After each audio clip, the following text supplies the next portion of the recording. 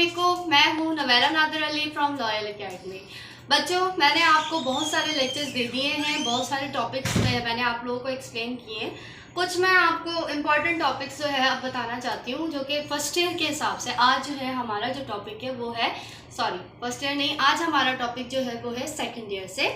आज मैं आपको सेकेंड ईयर का टॉपिक पढ़ाने जा रही हूँ, जिसमें जो मोस्ट इम्पॉर्टेंट टॉपिक है, जो बहुत ज़्यादा है, लगता भी है अक्सर जो है, वो है हमारा होम्योस्टेसिस। होम्योस्टेसिस एक बहुत ही आसान और बहुत ही समझ आ जाने वाली चीज़ है, अगर उसको समझा जाए तो। ठीक है, आज हमारा जो कंटेंट है, first of all content wise हम पढ़ते हैं। हमारा जो रूल है उस हिसाब से आज के जो कंटेंट है वो दो है। आज हम पढ़ेंगे होम्योस्टेसिस के बारे में, और उसके बाद हम पढ़ेंगे aspects of homeostasis. First of all, homeostasis क्या है?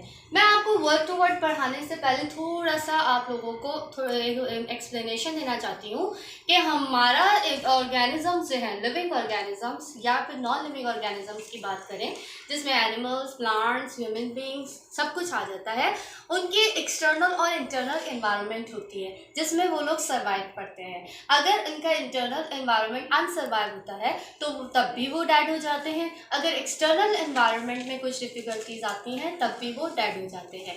होम्योस्टेसिस का काम क्या होता है? होम्योस्टेसिस का काम होता है हर लिविंग ऑर्गेनिजम्स के इंटरनल और एक्सटर्नल एनवायरनमेंट को मेंटेन करना।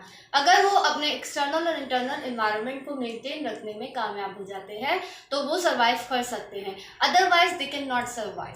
ठीक है, तो होम्योस्टेसिस एक ऐसा प्रोसेस है जो इंटरनल या एक्सटर्नल एनवायरनमेंट को मेंटेन कर सके। ओके स्टूडेंट्स, तो हमारा नेक्स्ट कंटेंट जो था वो था aspects of homeostasis. Important aspects of homeostasis, तीन चीज़ों पर होम्योस्टेसिस जो है वो मुश्तमिल है। किन तीन चीज़ों को ज़्यादा डिफाइन करती है?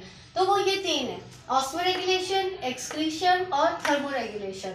मैंने आपको पहले बताया इंटरनल और एक्सटर्नल एनवायरनमेंट्स के बारे में, ये उन्हीं को जो है ना फॉलो करते हैं। ऑस्मोरेगुलेशन की बात करें तो regulation of osmotic pressure of cell determined by the relative concentration of solute and water. मैंने आपको बताया था सेल साइज और टिश्यू फ्लूइड्स के बारे में, जो कि ट्रांसपोर्ट का काम करते हैं इंटरनल बॉडी के अंदर।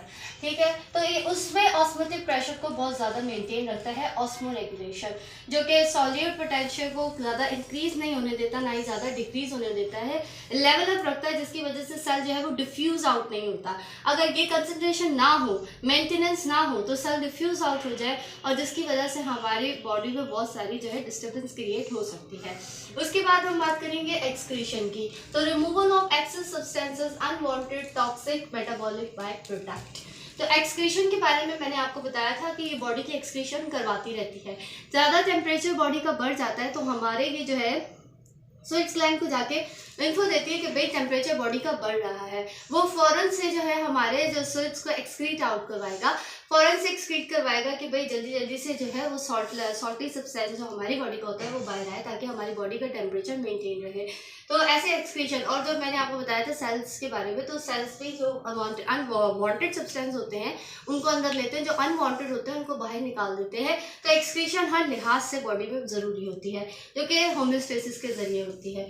थर्मोरेगुलेशन की बात करें, टेम्परेचर की वही एग्जाम्पल है, regulation of temperature up to tolerable limit. हर लिविंग ऑर्गेनिजम्स का अपना टेम्परेचर होता है। ह्यूमन बींग्स की बात करें 37 है, 37 से जब बात ऊपर जाती है तो बहुत सारी बॉडी चेंजेस आती हैं। एक तो मैंने आपको भी बताया कि स्वेट होता है, वो एक्सक्रीट होता है, तो उससे हमारी बॉडी जो है वो नॉर्मल में आ जाती है, थोड़ा सा कूल होता है। उसके बाद हमारे जो ये फेस के जो स्पेशियस ग्लैंड्स होते हैं, जो ऑयली सब्सटेंस प्रोड्यूस कर रहे होते हैं, ये भी जो है हमारी फेस के टेम्परेचर को मेंटेन रखते हैं।